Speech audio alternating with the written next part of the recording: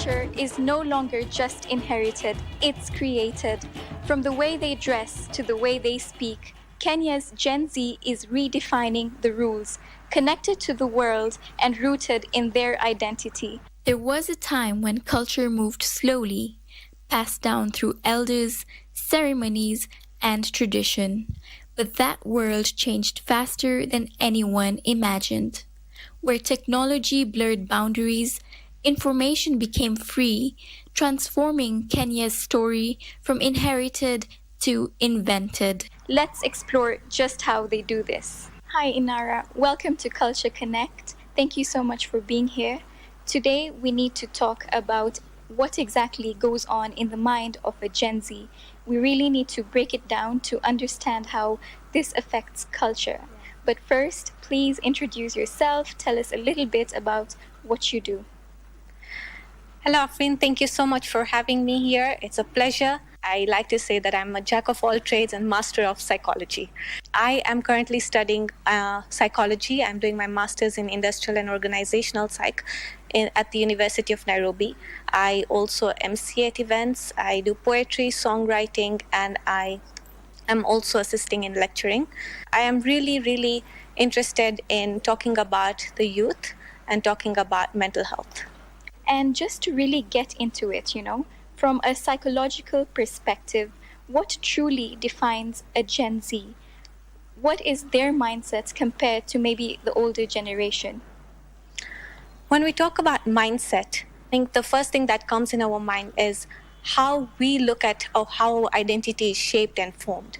So when we look at the older generation, and I'm not talking about everyone, but there are some whose mindset may be formed through fear, through external validation, what we say in psychology, or through obligation, that they have to do something because they have to. There's no other reason.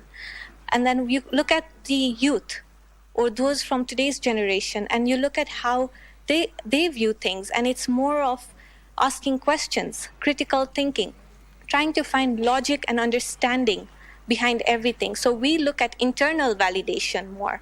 We look at what brings us and everyone else joy, but we also look at how this particular identity is created through logic. So we believe in change, basically, and that change is okay. And do you feel that growing up in a digital era has really influenced the identity and mindset of the youth? 100%. I feel that back in the day, we may have been belonging to maybe one community or maybe two, but now you're part of multiple communities. We're looking at our identity through shared culture.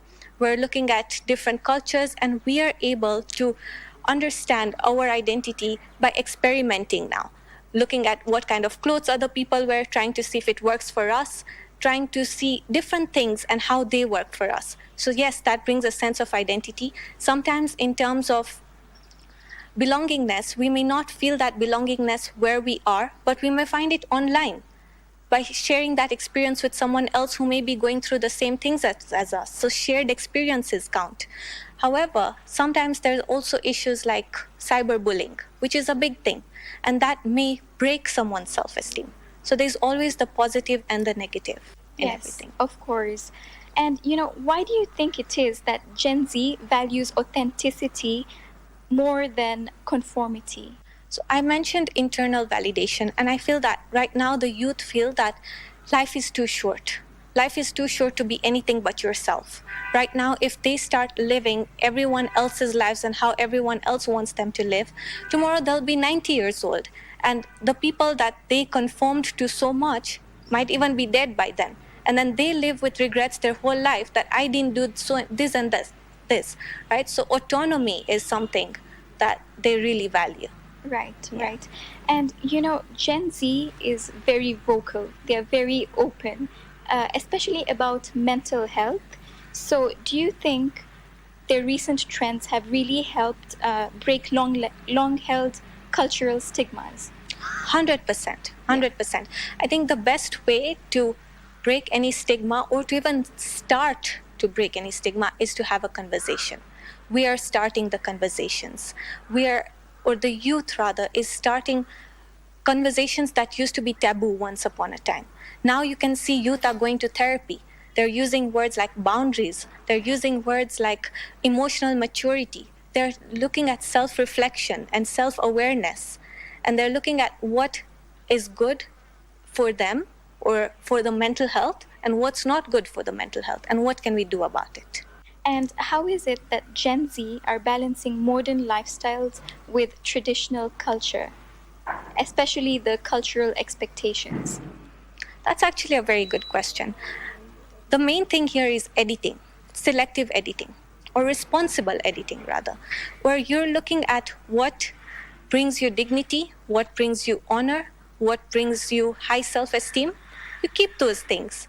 And what brings you shame, guilt, doubt, edit it out. That's a good one, actually, in all principles of life, I think. And in your view, is Gen Z redefining culture altogether, or are they really just borrowing from what has previously happened? Or is it a new body all on its own? So I feel that they're using the soul of the culture. They're keeping that soul of the culture. But then, as I mentioned, the editing, they're removing what brings shame, what brings guilt, what brings doubt, what's not okay for them or for anyone, right? They're breaking that stigma and they're only keeping what is necessary. Absolutely. Do you think social media really influences the way that Gen Z experiences and expresses themselves online and in day-to-day life? 100%. And when we talk of experiences and expression, we look at shared experiences. We look at how I might be following someone who's 100 miles away from me or 1,000 miles away from me, and how their personality may be something that I'm borrowing influences from. In terms of expression, now we're being more vocal, and social media is one of the platforms that's giving us that chance to be vocal. However, I feel that there has still not been made a big enough platform where we can fully express ourselves without being judged or demeaned. A lot of people say Gen Z is actually eroding culture. From a psychological perspective, do you think this is true?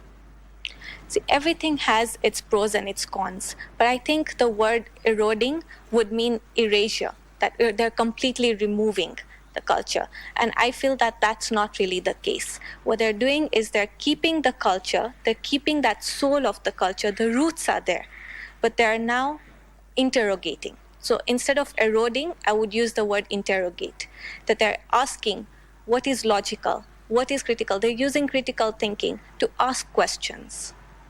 And how do you think pressure from families and communities around Gen Z affects their well-being and the way they operate? We look at pressure as imposition, is how I look at it. And when you look at imposition, that can lead to rebellion. When you're not given opportunities to express yourselves fully, what happens? It can lead to rebellion. It can lead to anxiety, shame, guilt, and it can also lead to disassociation from your environment, where you no longer feel that sense of belongingness. And that can lead to them not having that sense of identity fully. They don't know who they are because they might have to pretend to be someone they're not. In what ways do you think Gen Z is challenging traditional gender roles, religion, and societal norms? I think when it comes to societal norms, we're looking to have harmony, not hierarchy. When it comes to other aspects, we're looking at having compassion instead of fear. And in terms of gender roles, I feel that we're trying to look at a place where we can have harmony and choice, not obligation. Change is something that evolves with time, and it's something that's happening one conversation at a time. So it's all about starting with understanding each other's perspectives. I feel that there's nothing right or wrong between the older generation and the newer generation. It's not that they were wrong, we are wrong, they are right, we are right. I feel it's all about perspective. Understanding where each other is coming from, meeting in that middle ground. That would help solve a lot of problems.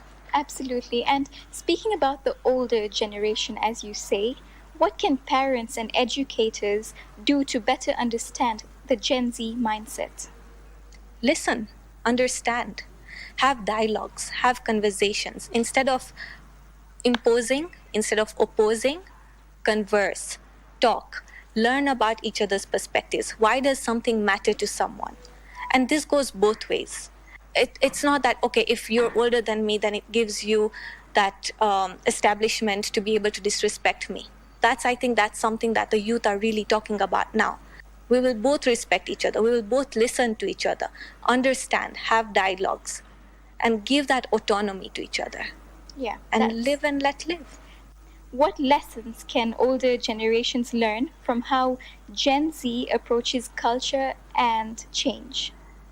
I think the biggest thing is that when someone is questioning something, I don't think that they're being disrespectful. If someone is saying no because it's something that's hurting them, they're not being disrespectful per se. I think understanding that perspective and trying to see where someone's coming from is very important. Yeah, that really reduces conflict and chaos, right? Even as they move forward, many Gen Z are finding inspiration in the past, reconnecting with ancestral wisdom in new forms. Culture is a beautiful thing, and we always celebrate our culture in different ways.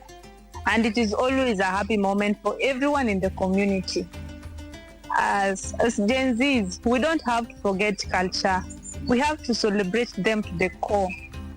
Okay, my favorite thing about our culture is the clothing, the traditional dances, and the songs, and how like the old stories, how our grandpapas and our grandmamas, they tell us about the history, what happened in the past, what we don't know, and all that.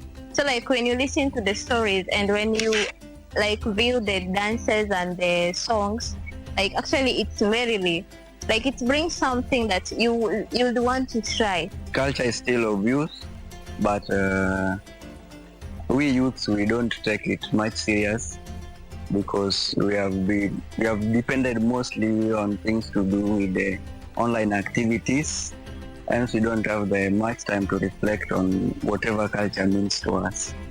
Culture is not all about the past. It's about how we are shaping it today. It is a sense of belonging. Something that I would change about my culture is the beliefs and the norms that limit the freedom of the people, like the ones that limit how women express themselves, the youth and the old people, so that they can have the freedom of expressions. Just to wrap it up, I'd like to say one small thing for our generation, and that would be that know your story, know your roots, and then you know how to write it from henceforth. Absolutely, that's really good advice.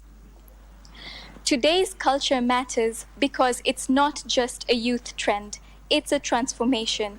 The transformation of how Kenya is evolving in its creativity, in its employment, and what it means to belong to the 21st century. I'm Afreen Lalani on Culture Connect. Until next time, thank you for tuning in.